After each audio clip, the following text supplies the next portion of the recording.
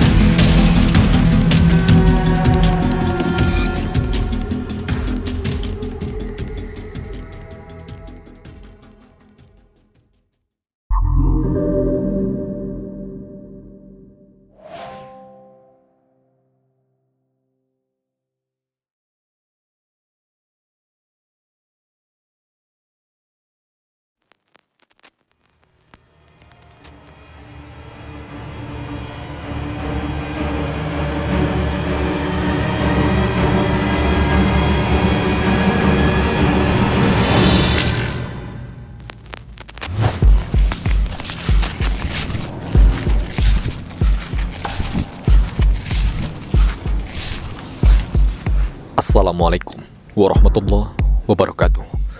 Kembali lagi bersama kami di Lorong Misteri. Pemirsa, hari ini kami sedang berada di salah satu situs peninggalan sejarah di Kota Bogor yang konon bersemayam keluarga dari tuan tanah Kota Bogor pada abad 18. Di sana tertulis Farm apa PR itu mungkin dan Van Motman. Jadi di situ bersemayam ada mumi-mumi. Dahulunya ada mumi dari keluarga Van Motman. Van Motman itu adalah nama keluarga dari tuan tanah Kota Bogor di tempat sini. Dan ini adalah ya orang Belanda pada abad 18 dan ini merupakan tempat peristirahatan terakhirnya dari keluarga Van Motman. Bisa kita lihat kita direkomendasikan oleh tetangga kita Bang Hari. Betul, ya, kita direkomendasikan dan juga memang ini sudah terkenal juga ya Bang Hadi ya, oleh Pak Hadi ya. Namanya sama seperti Bang Hadi, namanya Pak Hadi. Beliau merekomendasikan coba untuk eksplor ke tempat sini karena ini cukup unik dan juga bernilai sejarah. Bisa kita lihat di depan sini ada beberapa semacam tugu atau tiang ya, yang mana katanya tiang-tiang ini meniru daripada, kalau tidak salah, daripada gereja di katedral di Vatikan, Pak Hadi.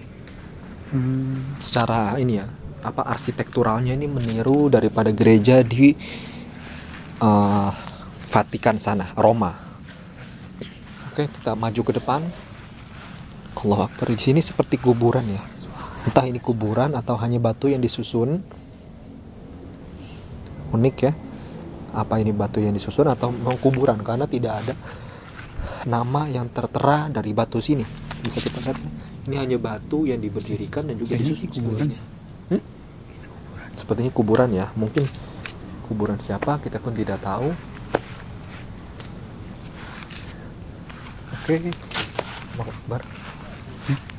Ini gerak. Ada yang gerak. Di sini wangi ya. Ada wangi semacam jeruk, karena ada pohon jeruk juga di atas.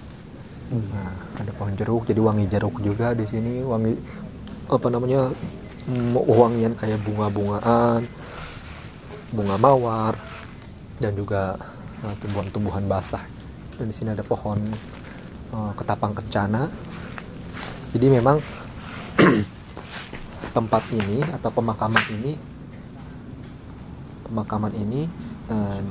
diasuh atau dirawat oleh keluarga yang memang dipercaya oleh keluarga Van Motman dari Belanda dan sudah turun temurun ini Mbak Hadi, dirawat. Oke.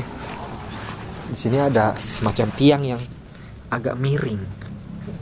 Mungkin karena telah termakan oleh usia, secara apa disebutnya? Gerak. Ya Allah, gerak.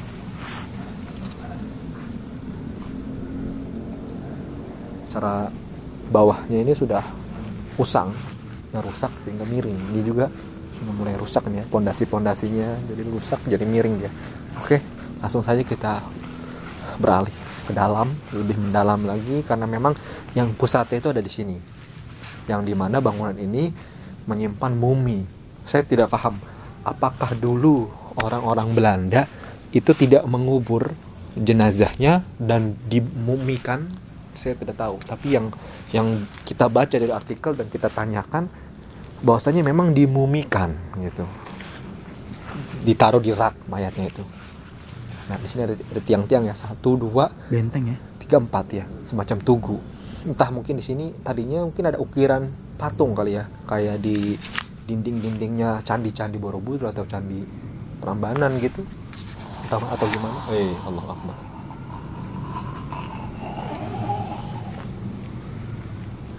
Oke, kita masuk lebih dalam. Assalamualaikum. Assalamualaikum wa ala ibadillahis salihin. Ya, bisa kita lihat. Ini bangunan yang dibangun pada abad 18.800-an ya teman-teman. Jadi wajar saja kalau bangunannya sudah ya kurang indah dipandang oleh mata. Allahu Akbar. Luar biasa seperti ini teman-teman. Jadi memang hanya seperti ini aja. Yang uniknya adalah dulu di sini adalah tempat bersemayamnya mumi-mumi. 4 mumi. 4 mumi atau 2 mumi ya? 4 katanya kan 4 kalau kita baca di artikel.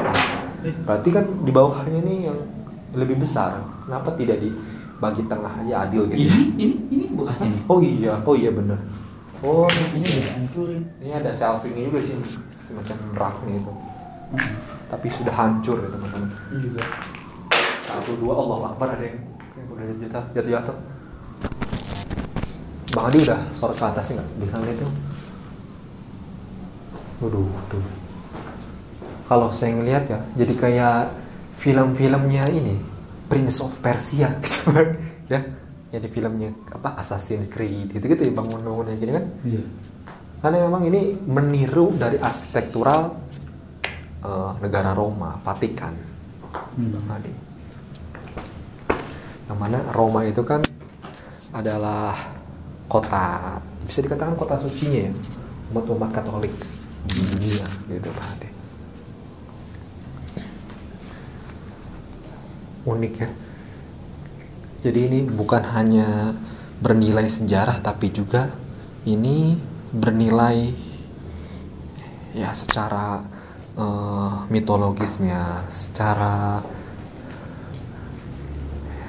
mitosnya ya mungkin ya, mitologisnya juga, dan secara nilai budayanya juga saya lihat di sini.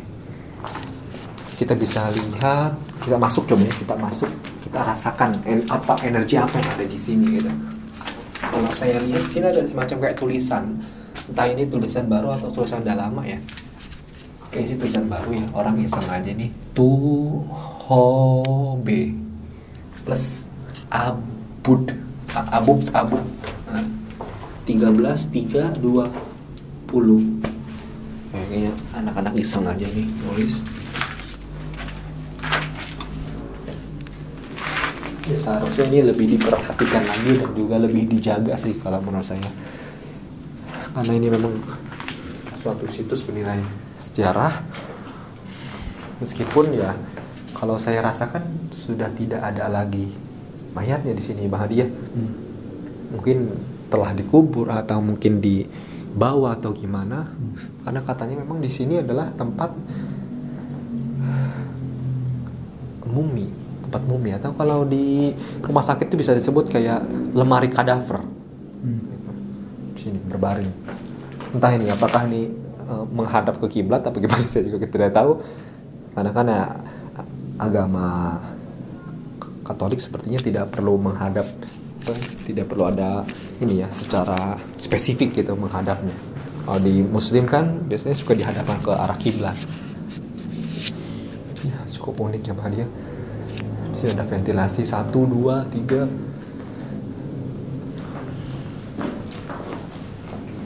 Suatu bangunan yang bernilai sejarah. Dan ini juga nih, pasti ukiran-ukiran ini juga bernilai juga nih.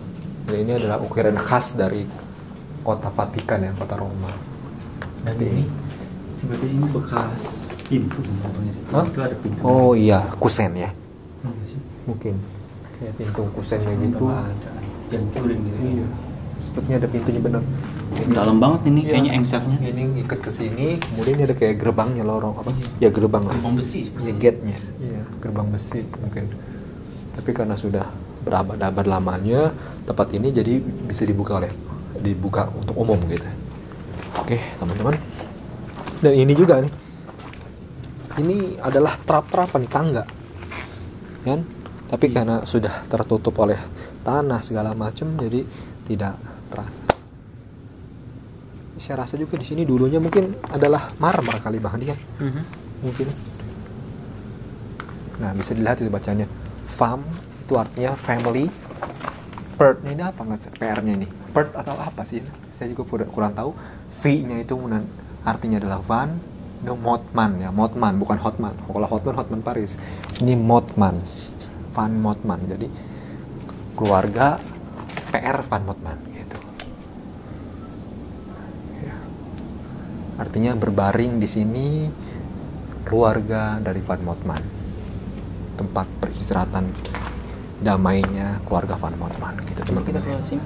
Coba kita ke arah belakang keliling. Kita kelilingin bangunan ini. Ini kuburan atau bukan ya? Coba. Sepertinya kayak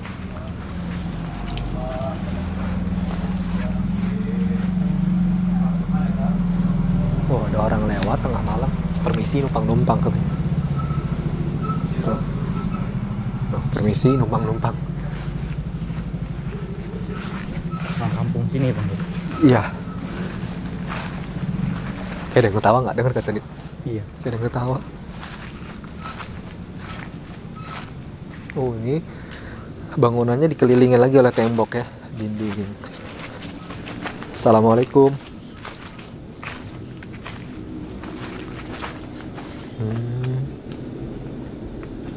Cuma begini aja sih. Ini berdekatan juga dengan ini ya, kampung rumah warga ini. Jadi dahulunya saya sempat nanya juga sama tukang warung, bapak-bapak itu kurang lebih usianya udah 70 tahun, udah tua. Beliau itu perantauan dari Sumatera. Dia kesini tahun 80 katanya, memang dulu dia gelap banget katanya, nggak ada rumah katanya. Cuma ini aja satu. Rumah siapa? Nggak ada rumah ini, keliling-keliling ini. Jadi ini emang ini tuan tanah itu katanya. Dia tinggal di sini tahun 80 ini cuma ada ini satu dan gelap banget katanya. Orang pun takut. Kalau kesini takut katanya. Makanya tadi dia bilang, saya sih ya, waduh, saya sih cuma ngingetin aja hati-hati gitu. Hati-hati, karena kan si bapak itu orang zaman dulu banget, jadi kan kayak yang dia pikirkan apa yang ada kejadian pada zaman dulu. Jadi katanya di sini pun emang ya bernilai gitulah, nilai magisnya cukup kental dan juga horor katanya gitu. Pada tahun 80-annya. Allahu Akbar. Kalau tahun 80-an si Mbak apa? Si kakek itu kesini berarti di umur berapa? Nggak tahu. Umur 70. Ya kurang tahu dah. Hitung aja sendiri ya. Kayaknya PR banget tuh saya hitung.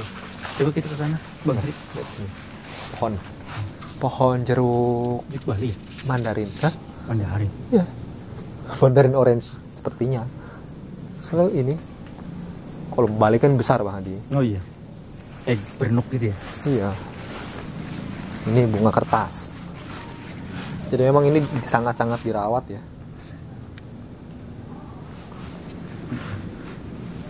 Hati-hati, jangan sini kayaknya ini. Kayak bau Kayak bau tai ya. kotoran kucing. Ya kayaknya teh kucing deh. Atau pupuk kali ya. Iya. Karena dirawat juga. Coba kita Nah, kesini. ini juga batu-batuan nih, nggak tahu nih batu-batuan dari mana. Kayak batu-batuan yang sudah apa namanya hancur, kemudian disusun di tengah ini. Iya. Seperti dari dinding-dinding sekitar ya. Iya mungkin. Oke. Coba kita kesana Bang Heri. Mana? Sini. Di belakang sini. Saya penasaran Mbak Hadi, Van Mothman ini apakah masih ada saudara dengan Van Helsing? Oh iya. Hah? Soalnya iya. Jadi secara ini kan kalau teman-teman lihat film Van Helsing? Iya, Van Helsing itu ini kayak gini-gini juga gitu secara arsitekturalnya. Seperti dulu dia ini juga ya. Memburu Dracula. vampir Dracula ya. Bisa jadi.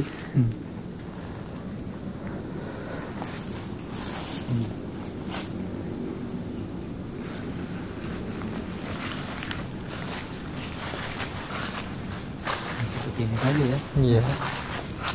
Wah. Saya kira luas tuh. Saya kira juga kalau kita lihat di Google Maps ya atau di artikel-artikel ini terlihat cukup luas, tapi ketika kita ke sini ya tidak begitu luas banget sebenarnya.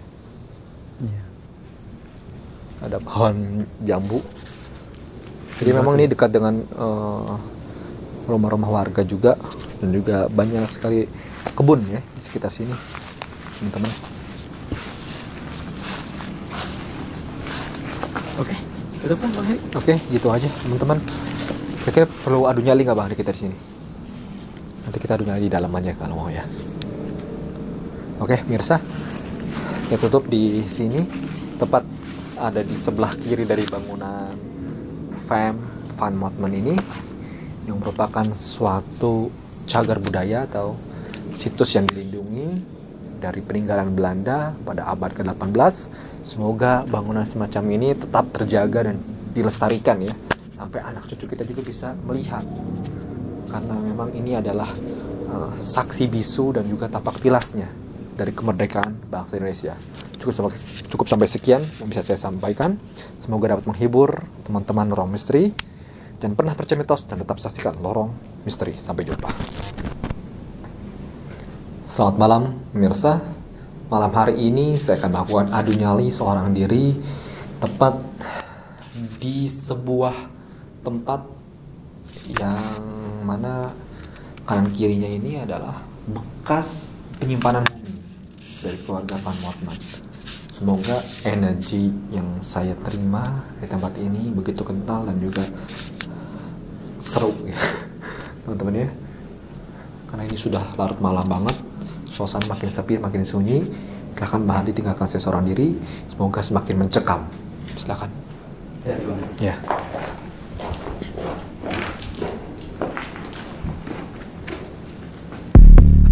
Assalamualaikum warahmatullahi wabarakatuh. Oke teman-teman, saya akhirnya telah berada sendirian di tempat bersejarah dan menyeramkan ini teman-teman ya, yang mana dulunya ini tidak bisa dimasukin oleh sembarang orang, karena memang ini khusus untuk mayat aja, teman-teman tahu. Dan ini ya, ini adalah rumah gitu, rumah bagi bersemayamnya mumi teman-teman ya. Jadi tahulah bagaimana keangkeran dan juga aura di sini pada zaman dahulu, terlebih lagi ya. Jadi di sini ada sebuah pintu yang teman-teman lihat kamera ini adalah sebuah pintu yang tertutup oleh pintu dan tertutup rapat, sehingga mayat di sini yang dimumifikasi ini tidak tercium juga aromanya teman-teman ya. Dan sepertinya di setiap rak-rak ini juga ada kayak pintu lagi ya.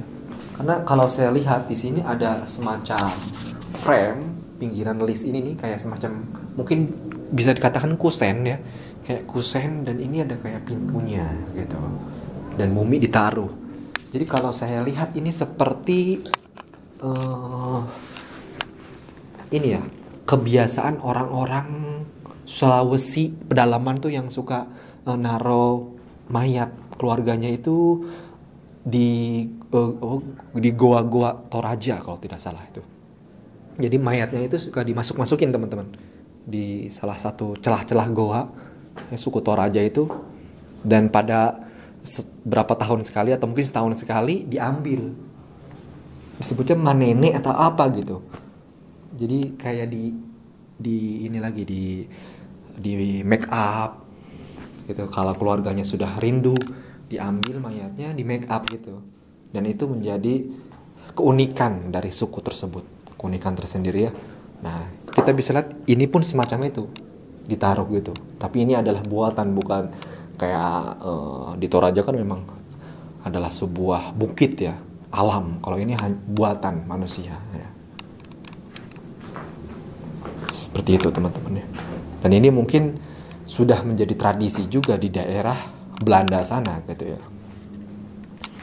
Sangat unik sekali, sangat unik ya. Ini adalah saksi sejarah bahwasanya Indonesia telah dijajah ya, 3,5 abad menurut artikel dan juga menurut sejarah-sejarah di Indonesia. Masalah kebenarannya itu berapa lamanya ya, hanya Allah yang tahu, karena memang para ilmuwan bilang sejarah itu dibuat oleh pemenang gitu. Ya kan? Sejarah itu memang dibuat oleh pemenang. Jadi ya yang tahu kenyataannya adalah ya, kalau sekarang ya tidak bisa ada yang ditanyakan ya, ahli sejarah pun memang ya membaca tulisan-tulisan sejarah dan artikel-artikel yang ada gitu. Jadi yang tahu hanya Allah Subhanahu wa taala. Masalah Indonesia dijajah berapa abadnya dan juga bagaimana awal mulanya sehingga Belanda bisa menjajah Portugis dan juga Jepang dan segala macamnya gitu. Karena memang pasti ada misteri-misteri yang atau ada sesuatu yang disembunyikan. Kemudian banyak sekali juga orang-orang yang akhirnya berasumsi liar ya. Yang sekarang itu bisa disebut ya teori-teori konspirasinya gitu. Ada yang bilang katanya Bogor ini juga merupakan tempat daripadanya Belanda membangun benteng-benteng dan juga bunker-bunker, karena beberapa di daerah Cibung Bulang atau Wiliang itu banyak sekali ditemukan ketika pemerintah daerah ingin membangun suatu pasar atau apa, dibongkar ternyata ditemukannya bunker gitu, yang dahulunya untuk bersembunyi para tentara dalam memata-matai ya lawannya gitu, yang pada saat itu adalah negara Jepang yang ingin menguasai Indonesia juga. Dahulu ya namanya belum Indonesia ya. Oke teman-teman ya, intinya Nusantara ini dijajah oleh beberapa negara ya, negara adidaya pada zaman dahulu kala itu. Dan alhamdulillah kita sebagai muda-mudi ya, juga putra-putri Indonesia sudah menikmati ya, keindahan dan sudah menikmati kenyamanan di negara Indonesia. Bahkan disebut tuh Indonesia adalah negara surga gitu. Jadi kalau orang-orang luar negeri sana, para turis-turis ketika ke Bali itu merasakan Indonesia ini kayak surga banget ya. Orang Palestina merasa di Indonesia ini kayak surga banget. Meskipun ya ada plus minusnya. Kita susah di sini untuk mencari uang segala macam ya, secara UMR-nya mungkin masih merasa kurang teman-teman ya. Tapi percayalah bahwasanya Indonesia ini adalah negara paling ternyaman untuk semua agama, karena kita akui toleransi di Indonesia ini sangat tinggi kalau dibandingkan dengan negara-negara yang lain ya. Indonesia ini masih jauh lebih baik, dan inilah yang patut kita syukuri, bahwa kita lahir di Indonesia dan hidup di Indonesia teman-teman ya. Dan jangan pernah 1, 2, 3 Action. Dan teman-teman jangan lupa, kita sebagai muda-mudi Indonesia, putra-putri Indonesia, jangan sekali-kali melupakan sejarah jas merah. Kenapa? Ketika kita menjadi putra-putri Indonesia yang tahu akan sejarah bangsa Indonesia, bagaimana dahulu kelamnya Indonesia, maka kita akan lebih mencintai dan menghargai perjuangan para proklamator, para pahlawan-pahlawan Indonesia, dan mencintai dan sangat bersyukur ketika kita tinggal di Indonesia, teman-teman. Banyak sekali pahlawan-pahlawan yang dari raja-raja, yang dari prajurit-prajurit, mungkin dari, dan banyak juga dari ulama-ulama, para santri-santri mempertahankan kemerdekaan Indonesia, memperjuangkan Indonesia untuk kebebasan, untuk kemerdekaan, ya, mengusir penjajah, gitu teman-teman. Karena memang dahulu hidup begitu susah, begitu sulit. Ya, kita ini adalah generasi yang tinggal menikmati nikmati ketika tinggal sudah dahulu pohon ini dipupuk dan ditumbuh, disemai, dirawat oleh generasi dahulu, pejuang-pejuang Indonesia, dan kita tinggal menikmati buahnya. Nah, maka kita patut mensyukuri hal itu, ya, sebagai putra-putri Indonesia. Allahu Akbar. Teman-teman, di sini ada semacam nangis, oi.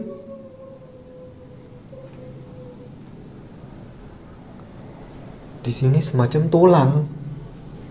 Ini sih kayak tulang hewan ya. Kayak tulang kucing mungkin atau tulang ayam. Karena saya tidak percaya kalau di sini ada tulang manusia gitu. Karena ya sayang sekali kalau manusia keluarganya masih tertinggal di sini ya, teman-teman.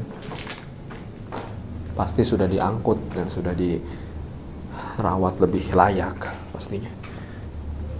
Dan saya menduga di sini kan, kalau teman-teman lihat di bawah ini adalah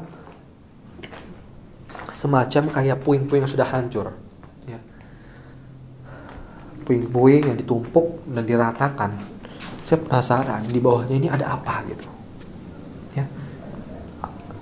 Karena kalau kalau teman-teman pernah menonton episode Lorong Misteri ke sebuah bangunan yang disebut Gedung Kuning, itu juga peninggalan bersejarah di daerah Jawa Tengah. Daerahnya saya juga kurang hafal. Disebut Gedung Kuning. Nah, di situ di bawah lantainya ada sebuah jalan menuju bunker, teman-teman. Nah, itu uniknya. Jadi saya suka sekali dengan arsitektural era-era zaman dulu. Mungkin kayak negara adidaya Amerika Serikat, ada kan disebut White House ya, Rumah Putih, itu pasti di bawahnya juga ada sebuah bunker. Nah, itu saya tuh penasaran dengan bangunan-bangunan yang memiliki kayak akses rahasia gitu. Dan itu ditemukan juga di daerah Gedung Kuning, daerah Belanda. Nah, saya penasaran apakah di sini juga ada semacam akses rahasia di bawah tanahnya gitu. Karena itu adalah unik sekali gitu kalau saya rasakan ya. Teman-teman ya, bangunan saksi sejarah ini harus dirawat ya. Menjadi tempat yang bisa dinikmati oleh generasi-generasi selanjutnya sih, kalau saya rasa ya.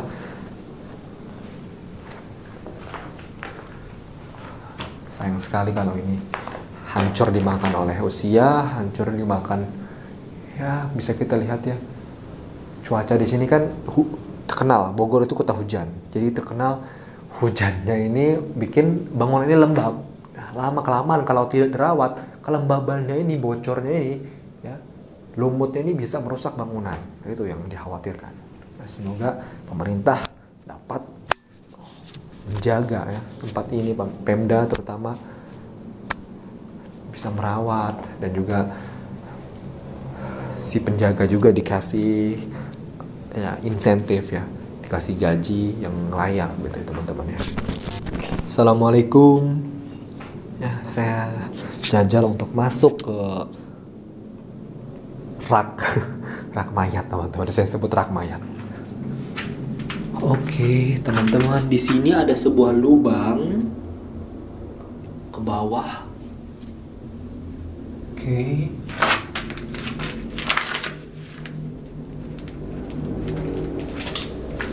Kalau saya lihat ya teman-teman ya, sepertinya bangunan ini juga sudah sempat di tambal. Ya, saya lihat di sini ada beberapa acian juga teplokan ya.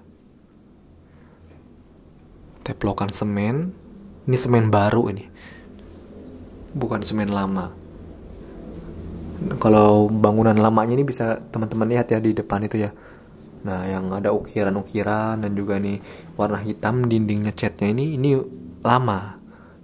Ini apa namanya?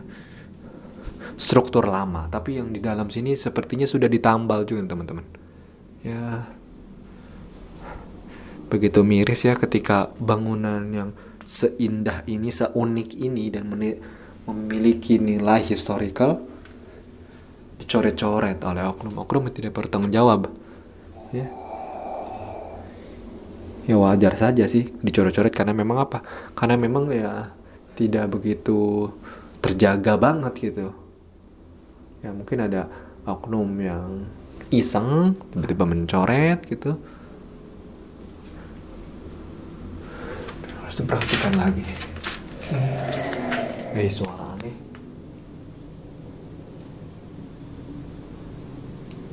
Kayak menggeram.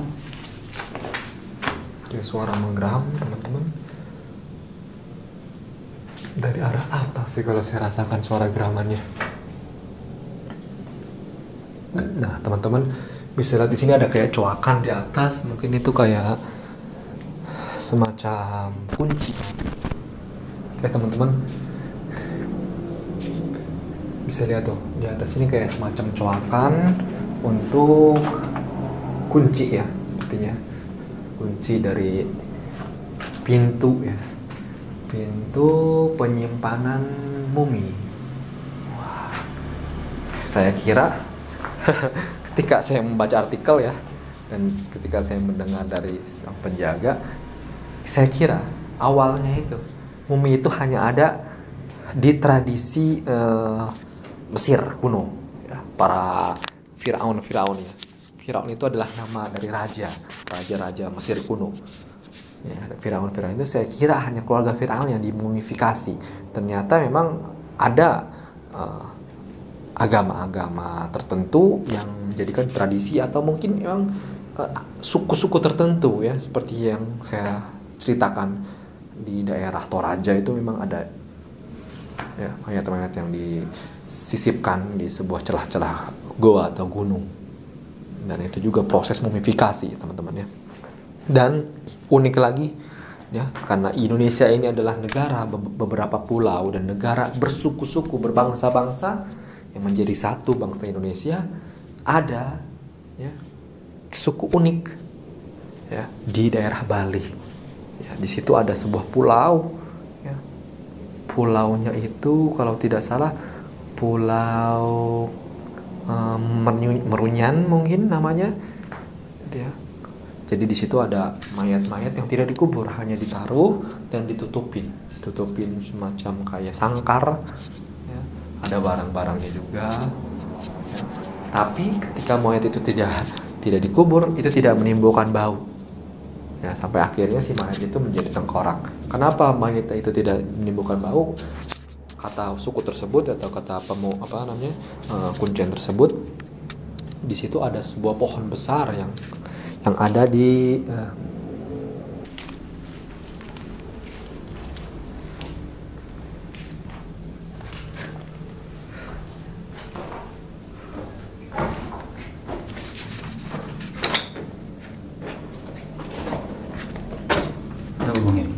saya sedang memperhatikan ini ya, struktur dari bangunan Belanda gitu teman-teman ya Bang dia. Jadi ini emang secara teplokannya aja sudah ya kurang lebih ini 3 cm sendiri. Belum lagi di sini dicor. Ini coran ya. Jadi bangunan ini coran semua, dan ini menggunakan batu, bukan batu split ya, ini kayak batu koral kecil. Batu koral kecil. Dan kalau saya lihat dindingnya ini terdiri dari bukan cuma satu susun bata. Jadi kalau saya lihat kan beberapa bangunan Belanda itu disusun lebih dari 3 batu bata. Dan itu disusunnya nggak cuma gini tuh. Kalau kadang suka ini juga kayak model dibalik-balik gitu, ditir disebutnya, susunnya, sehingga menjadi bangunan yang kokoh meskipun sudah berapa, dari abad 18 sampai sekarang abad 21, hampir 3 abad lamanya. Nah kalau di gini nih pek, ini pala dijedodin juga bocor kan ada. Iya. Pala kita beda sama ya KPR subsidi ya, kalau di bek langsung gitu, langsung rontok. Nah beda, karena memang negara-negara Eropa sana mementingkan durability, kualitas itu sebenarnya, dan itu yang harus ditiru oleh ya kita sekarang dalam membangun apapun. Kalau kita lihat ya di Jepang juga mementingkan kualitas. Kalau ada gempa, nah itu bangunannya tuh cuman goyang-goyang kayak agar, tapi tetap nggak rubuh. Ya, beda dengan di kita kan yang penting punya. Ya, orang-orangnya punya budget terbatas tapi keinginannya di luar batas. Oke, pemirsa, yang cukup sampai sekian yang bisa saya sampaikan di tempat ini. Ini sudah makin malam makin mencekam. Jangan pernah percaya mitos, dan tetap saksikan Lorong Misteri setiap hari di jam 9 malam. Assalamualaikum warahmatullahi wabarakatuh.